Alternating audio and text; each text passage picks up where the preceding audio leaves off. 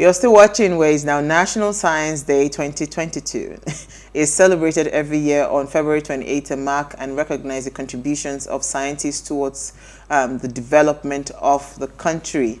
On this day in 1928, Indian scientist Venkata Raman made an important discovery in the field of spectroscopy, which was later named after him, the Raman effect. From his work, C.V. Raman was rewarded the prestigious Nobel Prize in Physics in 1930. National Science Day is celebrated to raise awareness on the importance of science. Educational institutions celebrate National Science Day by recognizing public speeches, or rather organizing public speeches, radio, TV, science movies, science exhibition on themes and concepts, debate, quizzes, competition, lectures, and science model exhibition. The theme for National Science Day 2022 is Integrated Approach in Science and Technology for Sustainable Future. So who are the science lovers on this desk? Not me. We can clearly see that as a lawyer. Art, exactly. So I studied physics in school, so I love physics. Oh, really? I don't like chemistry. Whenever I say it, it be like shock. It be like shock, I mean. It be like shock. If the physics don't fly now. I remember the first time you said it on set. I didn't even try to. Well, Milola actually studied physics as well, but she now went on to go and do her masters in renewable energy. That's what she did her masters in the UK, renewable energy. So Milola, she even practiced for a bit because she worked when she served in Lagos State government. She served under the Ministry of Renewable Energy and all of that. So they were going to creeks setting up solar panels. So if you go to Milola's house, for the past 6 years now, she's been on pure solar. And because she understands the technology, she does the maintenance and powers everything, ACs, everything. So she does not pay any light bill. Fully automated. She doesn't pay light bill. Well, I don't know about that. I need to find out. But it's fully automated. I can tell you that really? for free, yes. And because she understands the science behind it, she's able to maintain, check when the load is too much, check. So she does all the maintenance and all of that. We are tech like that. As we find, we like science. Okay. Essie, what about you? How about what science exposure do you have?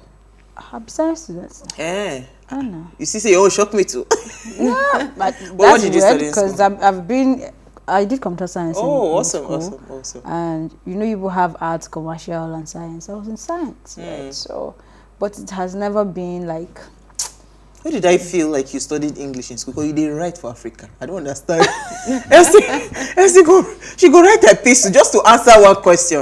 No, I don't have that patience. I'm trying to be. That's why I like physics. Physics is calculation. So I started loving physics. I mean, no thanks to Nigeria educational system, right? So I had a physics teacher who made physics look interesting. Like no, it made it look like it was a big deal. Oh wow! So I finished secondary school hating physics and even liking chemistry.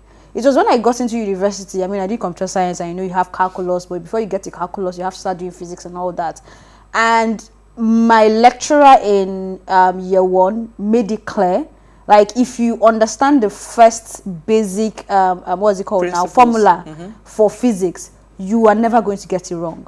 And it was then I started catching up and understanding that physics was supposed to be the simplest thing that was supposed to even embrace rather than we don't speak English because you know those English one, you can go and say the wrong English. But with physics and mathematics, you just once you know your formula, you apply your formula, you arrive at your answer. Straight to the answer. Not mathematics. I'll go for English, did you do calculus? Yes, a bit. So when it gets to that point, mathematics is not it. It's just. No, I like maths actually. No. All right, so who are we starting with? Let me start with Manny. I think your story is ready. Okay, so I got my story from the Punch newspaper as usual.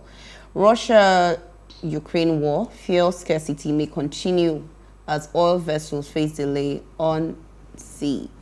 So the ongoing war between Russia and Ukraine may further prolong the over 3-week scarcity of premium motor spirit, popularly called petrol, in Nigeria, as bulk of the refined products coming into the country from the warring region and its adjoining areas are likely to face some delays. It was also gathered on Sunday that traders who supply Nigerian with refined petroleum products might pause a little due to the deficit in the supply of crude oil cargoes from the Nigerian National Petroleum Company.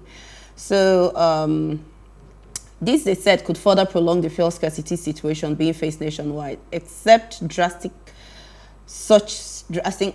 measures such as the complete deregulation of the downstream oil sector was implemented.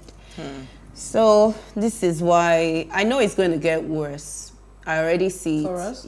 Yes, it's going to get it's going to get worse. It's going to get worse this week. I can't wait for our guests to come, because you know that I hear that Russia actually supplies the whole of Europe gas. So there's trouble. Jonas, there's big problem. Especially now that they are even cutting them off the switch. Yes. It would have been nice if our refinery was working right now. How do you did there when I talk to my friend today? I say, Yeah. can this Dangote refinery just start working already? Yeah, Ah. that's But the thing beyond with Dangote visions and refinery, foresight. like all the other Yes, that's a refineries tall that's order. supposed to be That's a tall That's order. a tall I order. should Let's take my- work Let's with work on what we can see in there's front of us progress. and But what it's we're hoping sad. for. It's really sad. Yeah, Yeah, that's but it's the the story. situation that we found Okay, ourselves me, in. I like peace, but I couldn't find peace. But let's talk about this one. The National Association of Nigerian Students on Monday, today, stormed the palace of the Emir of Kano, Aminu Ado Bayero, to protest against the strike by the Academic Staff Union of Universities, that's ASUU. ASUU last week began a 4-week strike to compel the Nigerian government to accede to its request for more spending on public universities. ASUU had, following a marathon meeting at the University of Lagos, declared the warning strike starting from Monday, February 14th, to protest the government's failure to implement its agreements with the union. At the Emir's Palace, the Students' Association threatens to shut down Nigerian airports and major highways if the federal government and ASUU do not resolve their dispute and allow students return to their classes. Speaking to reporters, the vice president of the association lamented that students are always at the receiving end of the fight between the government and ASUU. He said, and I quote, his name is Mr. Tanko. He said, we are not supporting ASUU or the federal government, but ASUU must reduce their demand to nearest minimum, and federal government must ensure that it meets their demand. If your children are in foreign countries studying, we are not worried about that. We are not asking for scholarships, but please don't pay our patients with strike. We are appealing to all parties to call off the strike before we embark on the main protest. We are going to shut down the states, the airports, and the major highways when we call the main protest. Well, in the response, the Emir said that the traditional rulers have met with the federal government and ASUU to intervene in the dispute. I mean, you know me and education, it's always important for me. And I still can't understand why we cannot get that side of this country right. Every year, something is happening with ASUU. Now, it's gone beyond once a year to now like 2 or 3 times a year, right? And the conversation just keeps going. The budget will come up and you are not seeing any significant change in terms of the budgeting for education. You are not seeing any significant change in terms of revamping that sector. Even the one that even what they are budgeted teaching you is not even in tandem with. Even the one You know, so budgeted. they look for how to take out of it, and we don't even like, see it being used. At least even the one that you have actually budgeted, can we even see it implemented in the educational sector, like invested there properly? No. So if the students decide to do what they say they want to do, I for one will be in support, because I mean, I know that it will be biting everybody from left, right, center, but we've gotten to a point where issues like this, we really need to stand up and begin to see what we saw in terms of NSAS and the rest, because you cannot keep doing this year in, year out. Media will talk, we'll sit down, we'll have conversation, people will say, oh, ASUU is this, ASUU is that, and nothing is still changing. And you know, for if you born something Pikin as self small and as Pikin they this, do something like this this, is beat why that child. most people leave the country to school abroad. Oh, because it's crazy to just continue doing this. When you can't guarantee 4 years, see the topic we talked about last It's week. as ridiculous as when you hear someone. I saw a CV of someone who said she started an ended education and it was 4 years exact. Do you know what? I was like, no, it's not possible. Actually, That's how bad it is. And then they now said, oh, the person went to uni learning, that they are not part of ASUU and stuff like that. I went to a state school. So that's how bad it is, that when you hear someone finish in exact 4 years, you begin to question and it's supposed to be the norm, but it becomes the abnormal. FIFA to expel Russia from the World Cup. So there's been some advanced discussion to suspend Russian national team from the international competitions, including the World Cup. The source, the Russian team, they're actually due to play Poland in the World Cup qualifying playoff semi-final on the 24th of March, and would go on to face Sweden and the Czech Republic on the 29th for a place at the finals in Qatar later this year. So they're saying that if things do not calm down, if this invasion does not stop, they would have to expel the Russian team from from the World Cup.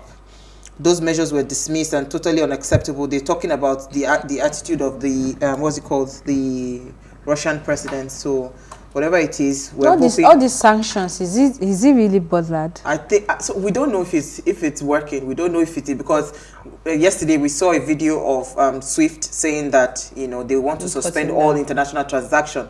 And I remember talking to someone, a friend of mine that is in the oil and gas sector, saying today that a vessel could not come into the load because they are afraid that because they are affiliated to Russia, they will not be paid, because there's no means for them to be able to get international funds, access to their funds. So they are not loading. You don't blame go and find somewhere else to source it. So this thing, it affects everybody, and that's why we're talking about it. But we'll do that right after the break as we discuss the fuel crisis on one hand, and also the Russian Ukraine war that is ongoing. Stay with us. We'll be right back.